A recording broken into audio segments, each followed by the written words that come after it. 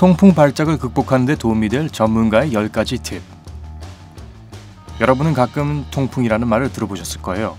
하지만 대부분의 사람들은 통풍에 대해 거의 알지 못하죠. 사실은 통풍은 어느 누구에게나 찾아올 수 있습니다. 이 매우 고통스러운 병은 일상생활을 하는 데 방해가 될 수 있어요.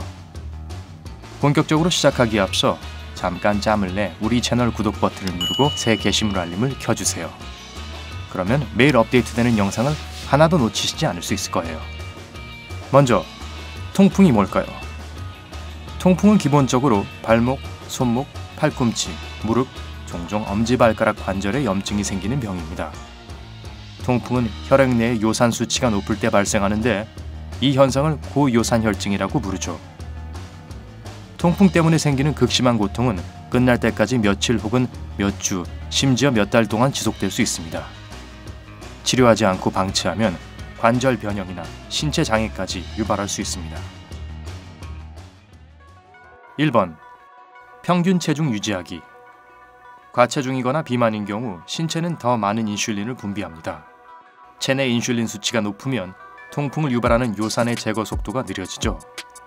그래서 체중이 많이 나가면 고혈압, 고지혈증, 심혈관계 질환뿐만 아니라 통풍 발작의 우려도 있습니다. 몸무게보다 더 중요한 것은 살이 찐 부위예요. 2015년 연구에 따르면 내장 지방 함량이 높은 사람은 통풍이 생길 가능성이 더 높은 것으로 나타났습니다. 내장 지방은 췌장, 창자, 그리고 간 같은 중요한 장기를 둘러싸고 있는 복강 안쪽의 지방과는 다릅니다. 내장 지방을 없애지 않으면 건강에 큰 문제가 발생합니다. 과체중과 관련된 다른 심각한 건강 문제와 통풍을 예방하기 위해 몸무게를 줄이기 위한 노력을 시작해보세요. 2번. 가족력 확인하기. 유전 또한 여기서 중요한 역할을 합니다. 가족 중 통풍에 걸린 사람이 있다면 본인도 통풍에 걸릴 위험이 높습니다. 불행하게도 유전적 소인에 관해서는 우리가 할 수 있는 것이 아무것도 없어요. 그러니까 자주 자신의 건강 상태를 자세히 체크하세요. 3번. 남녀 발병 차이. 존 홉킨스 의학센터의 류머티즘 전문가 알렌 겔버 박사에 따르면 남성과 여성의 통풍 발병 양상이 다르다고 합니다. 통풍은 30대와 40대 남성의 염증성 관절염 발병의 주요 원인이며 때론 50대 후반의 남성에게서도 발병하는 경우가 있습니다. 여성의 경우에는 폐경기를 거친 여성, 신장병이 있는 젊은 여성들에게 더 일반적으로 발생합니다. 4번. 특정 약으로 인한 발병. 이뇨제, 저용량 아스피린, 그리고 시클로스포린과 타클로리무스 같은 면역 억제제뿐만 아니라 살리실산염이 포함된 약은 통풍 발작을 일으킨다고 밝혀졌습니다. 기억하기에는 의학 전문 용어가 너무 많죠? 그러니까 어려운 용어를 외우지 말고 의사에게 먼저 여러분에게 처방하는 약이 통풍을 유발하는 약인지 물어보세요. 통풍을 유발하는 약이 포함되어 있다면 다른 대안이 없는지 물어보세요. 5번. 특정 건강 상태로 인한 통풍 발병 위험 증가.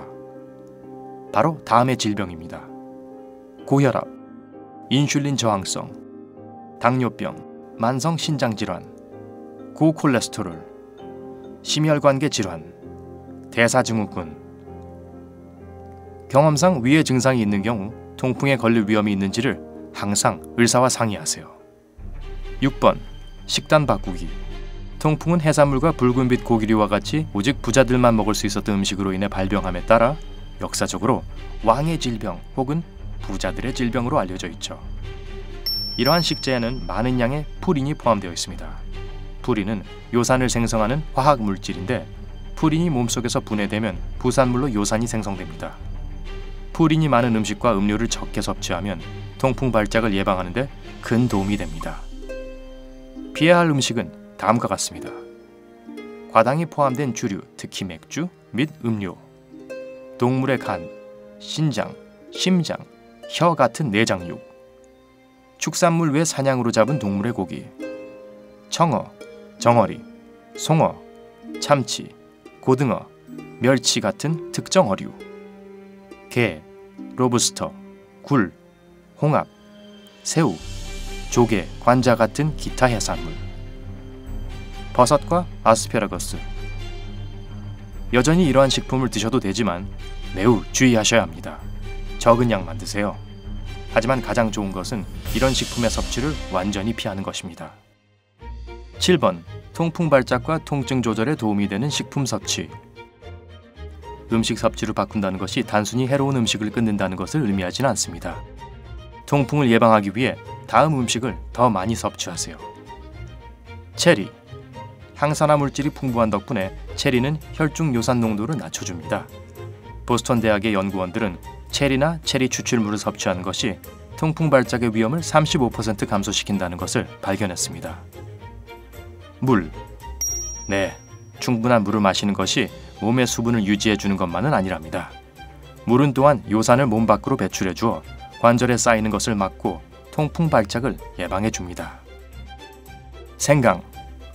한 연구에서 밝혀진 바에 따르면 항염 효과가 높은 것으로 알려진 생강이 통풍에도 큰 도움이 된다고 합니다. 생강을 먹거나 반죽을 만들어서 통풍이 있는 부위에 올려주세요. 강황. 염증에 효과가 있는 것 외에도 놀라운 건강상의 이점을 가져다주는 것으로 잘 알려진 또 다른 슈퍼푸드.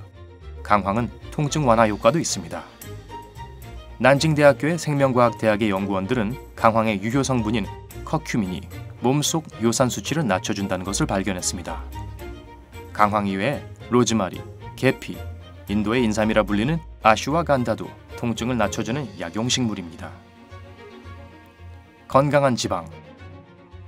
믿기 힘드시겠지만 건강한 지방이라는 것이 존재합니다. 바로 올리브와 올리브 오일, 코코넛 오일, 그리고 아보카도에 포함되어 있죠. 이 오일은 인슐린 수치를 조절하는 데 도움을 주기 때문에 매우 중요합니다. 기억하세요? 인슐린이 너무 많으면 요산도 너무 많아진다는 사실이요. 크릴 오일과 동물유래 오메가3 지방산은 항염 효과가 있으며 통풍의 통증을 감소시키는 데도 도움이 됩니다. 저프린 식품. 여러분이 좋아하는 고프린 식품을 저프린 식품으로 대체해보세요. 저프린 식품에는 땅콩버터와 견과류, 달걀, 감자, 빵, 밥, 그리고 파스타 등이 있습니다. 또한 저지방 혹은 무지방 우유, 치즈 그리고 요거트 같은 저지방과 무지방 유제품도 섭취하셔도 괜찮아요.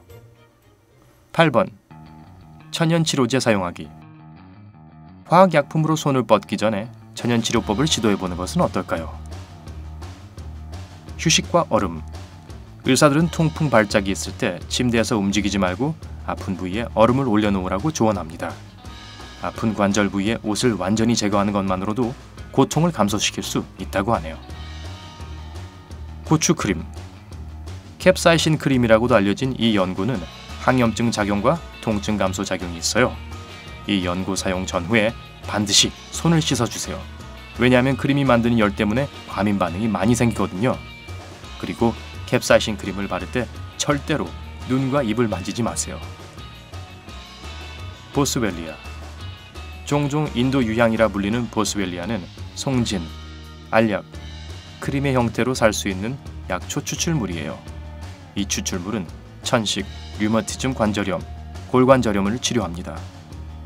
보스웰리아는 관절의 뻣뻣함을 줄여주고 움직임을 좋게 해주며 전체적인 관절 건강을 향상합니다. 샐러리. 식물 자체가 아니라 씨앗 추출물이 여분의 요산을 줄여줘요.